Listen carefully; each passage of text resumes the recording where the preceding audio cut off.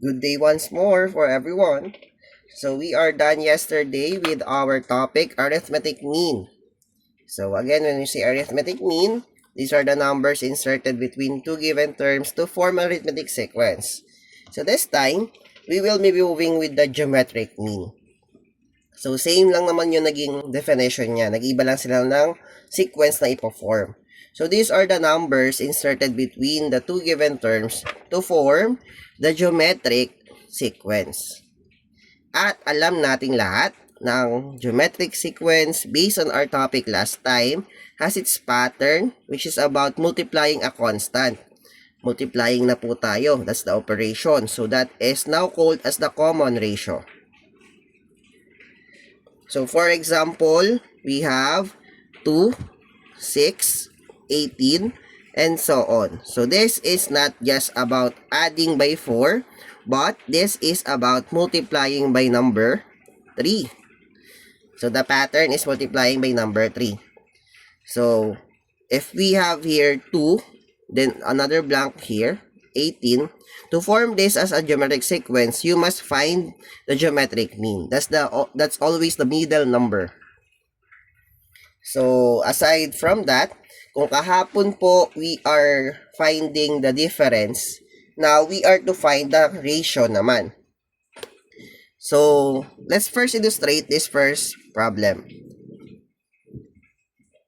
Find the two geometric means between 2 and 54. Let us represent this or illustrate this as a sequence first. So the first number is 2. The two numbers will be blanks because we are finding for two geometric means. And the last number is 54.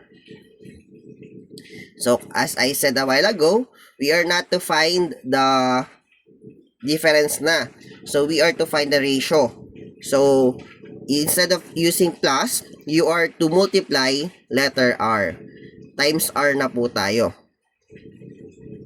So we have 2 times R times R times R is equal to 54. Then, we all know that if a number is beside the, or a coefficient of the letters or the variables, we just need to divide them to remove number 2. Para mawala yung number 2, dinivide mo siya by number 2. So, the remaining parts are R times R times R is equal to 54 divided by 2 will be 27. Now, we are to think of a number. Mag-iisip tayo ng number na pwedeng ipalit kay letter R ng 3 beses na pag pinag-times ko yung 3 yun, 27 ang sagot. For example, kung ang R ko ay number 1, 3 number 1 yan. So, 1 times 1 is 1, times 1 is 1. So, this is not the answer. How about 2? If they are all number 2, so ang hint dito kailangan pare-pareha sila ng value. 2 times 2 is 4, times 2 is 8. Next will be 3.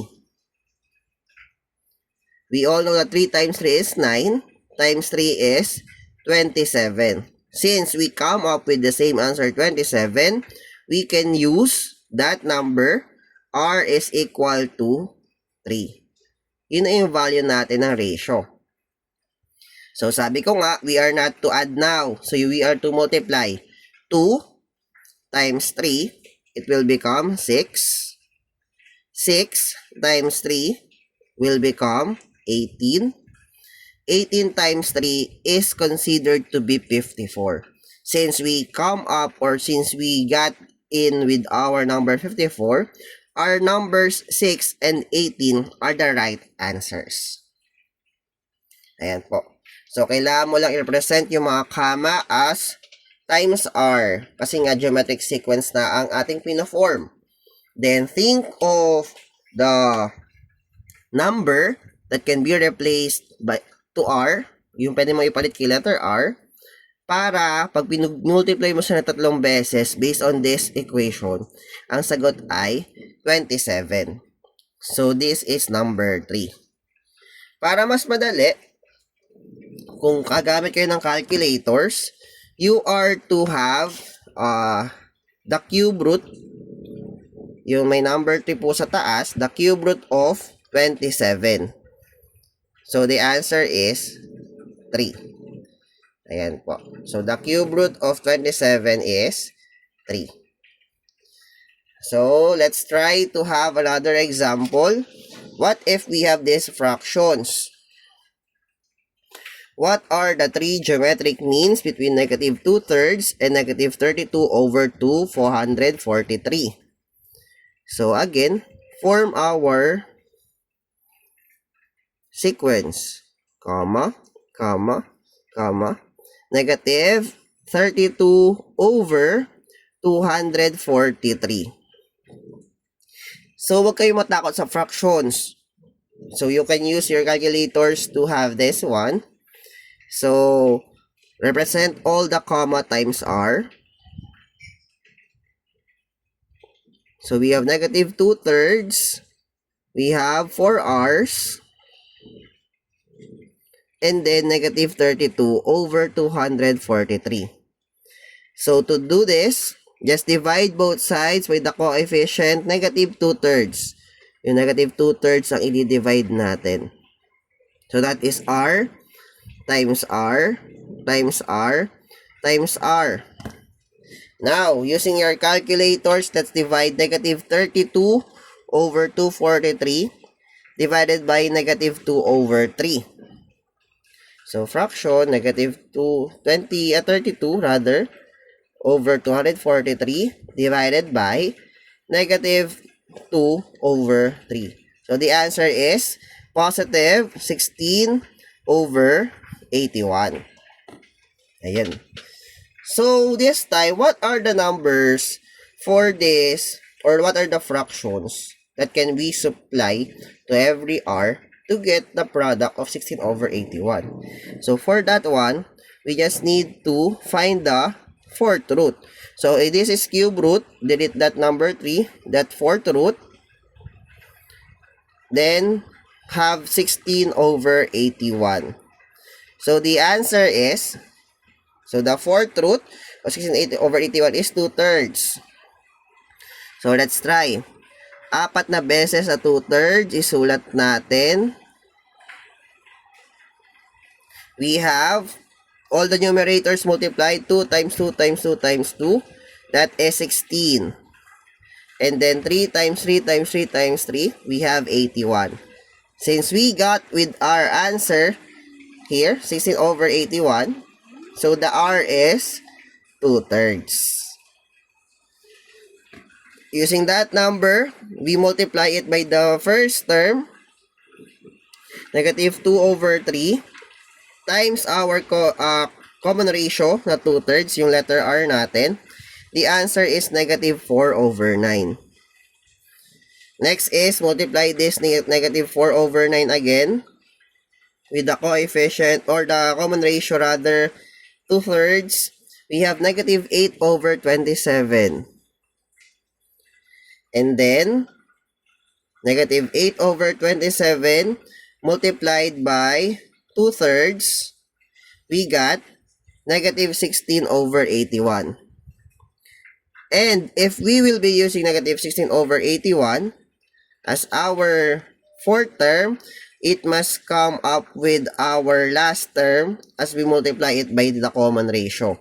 So, since our last term is negative 32 over 243, it is correct. These are the numbers: negative 4 over 9, negative 8 over 27, and negative 16 over 81. These are the answers. Ayan. Sana ay gumamit na tayo ng Calcu para mas madali po sa inyong lahat. Ayan po. Or you can recall it using your internet, browse the internet, kung paano ba mag-divide ng fractions para kahit pa paano ay nare-recall nyo or nare-remember nyo yung process. This time, what if we have this question? Complete the geometric sequence 0.55 blank 19.8. The same with the topic yesterday. If there is a geometric sequence, do not be confused because we are still finding the middle number. So it is still about geometric mean. So just form times R, times R. We have 0.55 times R, times R, 19.8. And then, after that, to remove our coefficient, we divide both sides by itself, 0.55. So, using the calculator, we have 19.8 divided by 0.55. So, the answer is 36. So, R times R is equal to 36. So, this time, since siya ay dalawa lang, we are to find the square root.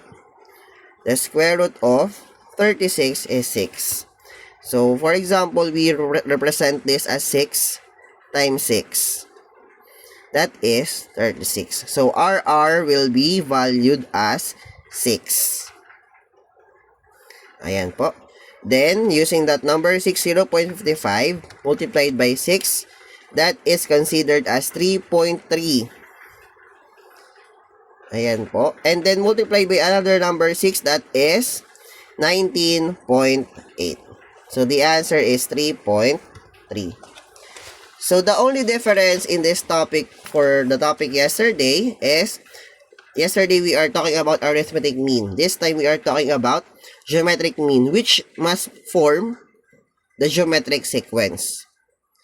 So, these are the numbers na nasa gitna ng dalawang term na nakakapag-form ng geometric sequence. And also, our common number here, the constant here, is known to be the common ratio, which is using the multiplying operation, the multiplication. Yesterday kasi, we are just adding the difference. So, again, to find the geometric means, for example, we have here, just put the first term and the last term. Then, put blanks for the number of geometric means to be inserted between those numbers. Since 2 yan, 2 ang ating hinahanap, so those are 2 blanks. Then, all the commas will be represented as times R na po, multiplied by R. So, 2 times R, times R, times R, which is equal to 54. After that, to remove our number 2 as the coefficient, we divide it by number 2 both sides. So, 54 divided by 2, which will become 27. Then, you must think of 3 numbers, 3 same numbers, pare-pareho dapat sila, na kapag pinag-multiply mo yung tatlong numbers na yon, ang sagot ay 27. So, yun ay 3 times 3 times 3. 3 times 3 times 3 is 27. Or, kung may calculator tayo, you just need to find the cube root. Cube root of 27, which is 3. So, again, using that ratio, you multiply it by the first term. 2 times 3 is 6, times 3 is 18, times 3 is 54. Since we got into 54, the number 6 and 18 are correct. So, that's it for our geometric mean. Thank you.